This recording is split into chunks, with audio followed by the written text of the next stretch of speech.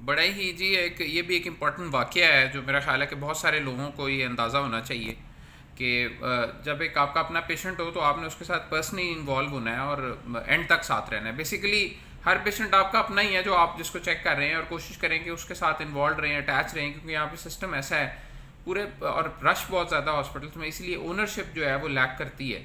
और जब ओनरशिप नहीं होती तो फिर कंसल्टेंट्स देखते नहीं है रोज़ पेशेंट को, और वो पेशेंट इग्नोर हो जाता है।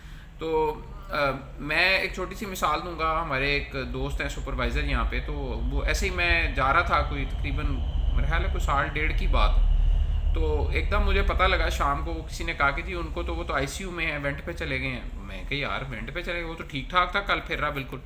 तो मैं जल्दी जल्दी गया इमरजेंसी आईसीयू में, तो मैंने देखा कि वो अपना जो पीजी वहाँ पे थे, तो उनसे मैं मिला। तो उन्होंने मुझे कहा कि जी वो पेशेंट, वो पेशेंट इस तरह, एक सुपरवाइज़र आया था, तो वो हमने उसे सीपीआर किया, और लकीली कहता सर कि मैं वहाँ यहाँ ड्यूटी पे था, तो आया था तो बीपीलेस पल्सलेस था, और रेस्पिरेटरी एफर्ट भी बिल्कुल डाइट डाउन कर रही थी। तो मैंने कहता उसे फौरी तौर पे, आपको पता ही होगा कि 90% लोग जब ऐसा पेशेंट आता है तो वो कहते हैं ईसीजी वाले को बुलाओ, ईसीजी करें। तो वो पीजी समझदार था, उसने ईसीजी वाले को बुलाने की बजाय कि ईसीजी आते आते 2-3 मिनट ले जाता, बाहर से कोई बंदा आता, मशीन उधर से लेके आता, उसने वो पास ही डिफिब्रिलेटर पड़ा था। डिफिब्रिलेटर को अगर आप मॉनिटर के मोड पे ऑन करें तो आपको उसका रिदम नज़र आने लग जाता है जैसे ही आप पैडल रखते हैं। तो जैसे उस पीजी ने पैडल रखे तो उसे नज़र आ गया कि ये पेशेंट को वीटी चल रहा है और ये पल्सलेस वीटी है, और पेशेंट जो है वो कोलैप्स हो रहा है। तो उसने उसे कार्डियोवर्ट किया और सीपीआर किया, तो पेशेंट बड़ी जल्दी वापस आ गई। तो इस दौरान उन्होंने उसे इंट्यूबेट भी कर दिया, और खैर आई डोंट नो इंट्यूबेट क्यों कर दिया, क्योंकि उसको रेस्पिरेटरी प्रॉब्लम तो कोई नहीं था। बहरहाल ये कि उन्होंने सोचा कि यार इसकी एफर्ट नहीं आ रही है और ये इसको इंट्यूबेट कर दें, उन्होंने वेंट पे डाल दिया उसे। अब जब मैं ऊपर गया तो पेशेंट बिल्कुल एक स्टिल पड़ा हुआ था। तो मैंने वो माइक्रोब्यूरेट देखे उसके कि यार ये चल क्या रहा है इसको, तो वो पता लगा कि जी वो उसे एट्रिलेक्स और डॉर्मिकैम चल रहे हैं। तो मैंने उधर जो ड्यूटी पे थे उन्हें कहा कि यार, ऑब्वियसली वो नीचे वाली टीम तो नहीं थी, अब ऊपर नए लोग थे, तो मैंने कहा कि यार ये हम इसे पैरालाइज ना करें, मेरा ख्याल है इसे उठने दें, इसका रेस्पिरेटरी इशू तो है कोई नहीं, तो ये बहुत जल्दी ही उठ जाएगा, वेंट से उतर जाएगा। ठीक है, एक्यूट इंसल्ट हुई है, वेंट पे चला गया। तो उन्होंने कहा कि सर अब रात 10 बज रहे हैं, ओवरनाइट मेरा ख्याल है कि कोई ऐसी चीज़ ना करें। मैंने भी कहा कि मुनासिब है, मेरा ख्याल है कि कल सुबह से इसको ट्राई करते हैं कि वीन ऑफ कर दें। तो सुबह जब मैं गया तो एट्रिलेक्स अभी भी चल रहा था, तो मैंने उन्हें कहा कि यार एट्रिलेक्स को बंद करें और इसको डॉर्मिकैम को बंद करें, ताकि पेशेंट उठना शुरू हो, वापस आए। ऑब्वियसली 2-3-4 घंटे बाद ये he will I think get up.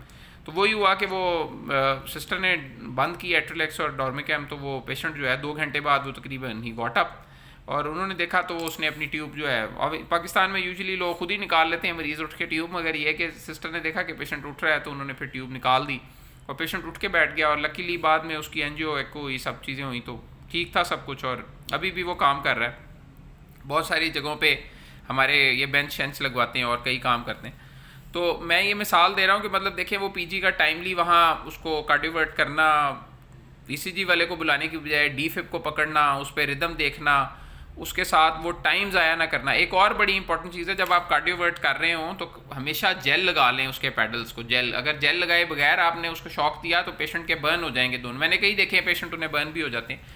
तो ये एक बेसिक चीज़ें हैं, बेसिक, बिल्कुल बेसिक। नए हाउस ऑफिसर्स वगैरह को शायद आइडिया नहीं होता, मगर हमारा फ़र्ज़ है सिखाना, और हर बंदा एक लर्निंग फेज़ में है।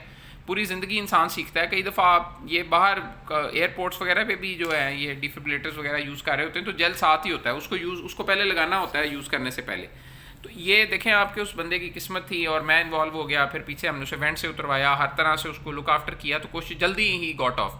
अगर हम उस दिन इग्नोर कर देते, अगले दिन वेंट पे ही रहने देते 2 दिन, तो कोई ना कोई रेस्पिरेटरी ट्रैक इन्फेक्शन डेवलप हो जाता, कोई निमोनिया हो जाता, कोई और मसला खड़ा हो जाता। तो ये बड़ा इंपॉर्टेंट है। देखें कि एक और जो फर्स्ट रिस्पॉन्डर है, जो डॉक्टर आपको देख रहा है उस वक्त आईसीयू में जब आप पहुंचे हैं, तो वो बड़ा मैटर करता है, उस बंदे के रिफ्लेक्सेस बड़ा मैटर करते हैं, बाकी तमाम चीज़ें मैटर करती हैं। और मेरी ये रिक्वेस्ट है तमाम लोगों से, तमाम स्टूडेंट्स से, तमाम जूनियर्स हाउस ऑफिसर से, कि यार जिन बड़े बड़े टीचिंग अस्पतालों में आप काम कर रहे हैं, हॉस्पिटल में रहें, पेशेंट्स देखें। जितना आप मरीज़ देखेंगे उतनी ही आपकी लर्निंग बेहतर होगी, उतनी ही आपकी अंडरस्टैंडिंग चीज़ों की बेहतर होगी, और आप एक कामयाब डॉक्टर बनेंगे। आपके हाथों बहुत सारे लोग बचेंगे और बहुत सारे लोग सेहतियाब होकर घरों को जाएंगे, क्योंकि आपको पता होगा कि क्या करना है किस टाइम पे।